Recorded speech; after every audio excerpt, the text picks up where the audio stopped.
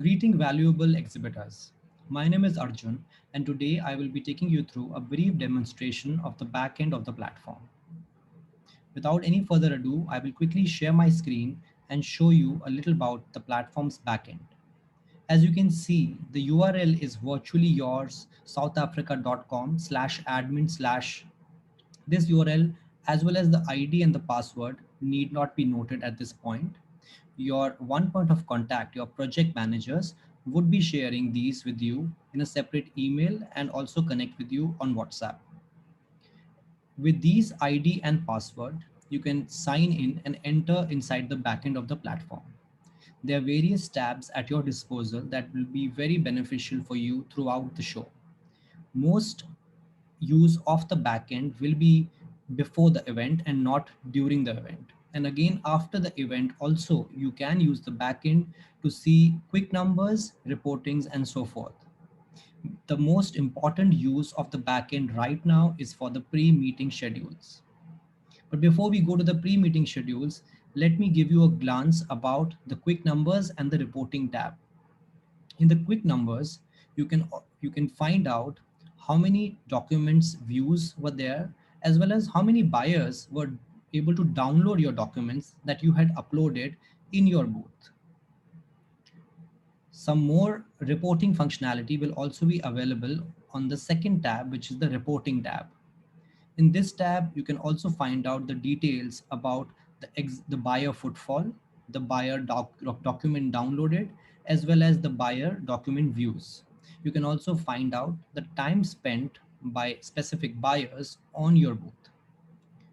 So this also helps you understand that while doing your meetings on the front end of the platform, you need not jot down each and every buyer's email, name, designation, phone number, etc. Because everybody who witnesses and visits your booth, their details will be available in the reporting section, and you view that later after the show has finished.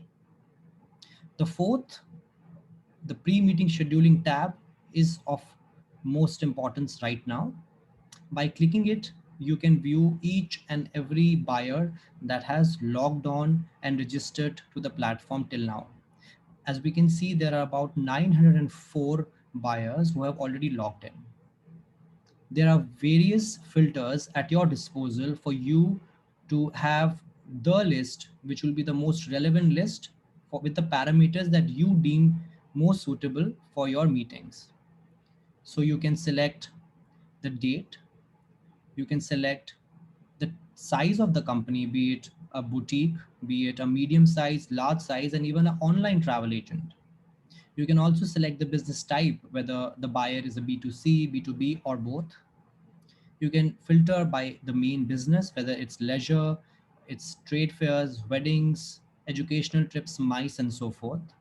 You can also filter buyers with the interest that they have shown while filling the form of registration for this virtual show. They have filled in their preference with regards to their inclination to meeting airlines, tourism boards, attractions, and so forth. You can also select whether they are interested to do or have done business with South Africa before, and the type of business that they have done with South Africa before in terms of leisure, MICE, business, etc. So these are the certain filtration process that we have given you. These are tools that you can use to get into a database which is most relevant for you to select and request your meetings. There's also a region tab here, which can be of great importance if you are looking forward for specific states and locations. For example, if I want to meet people from the Philippines, I simply write Philippines and select search. And that enables me to find the list which the buyers have registered, the buyers from Philippines. So now let's see how we can request a meeting. As discussed earlier, the onus or the responsibility of requesting the meetings lies with the exhibitors. So you have to request meetings with the buyers that you feel are most relevant. And how do you do that? You can simply scroll down on the rightmost of the database. You can select the representative name. This will already be selected by your single point of contact, so need not worry about that. So if I am representative of the booth, I'll select my name, I will select the date, I will select the time, and I will hit submit.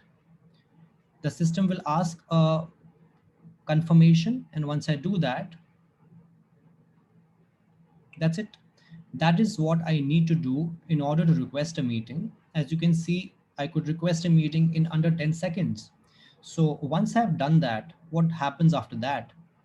Immediately once I have submitted the request, the person who I have submitted the request to gets an email about the request that I have sent. So they have an option to either accept it, reject it, and if they don't do anything about it, till that point, it will reflect in my pending section. So I can filter my pending requests. The buyers who have confirmed will reflect in the accepted, and the ones who have rejected will reflect in the rejected list. And I can easily download the meetings which are accepted and then keep it for my reference for me before the shows begins, so that I know which client I'm meeting when. This calendar of yours will also be provided to you by your single point of contacts, your SPOCs, also known as your project managers. So this is the functionality that you can use to request the meetings. We suggest that you make as many meetings as possible, as there is a significant portion of no-show ratios. On top of that, there could be technical glitches at your end or at the buyer's end. So with all that said and done, we'd request you to request as many meetings as possible for the event, for you to make the most out of this platform. With this, we conclude this brief training for the backend. I wish you all the best, and I hope that you have great productive meetings and take tourism for South Africa to greater heights. Thank you.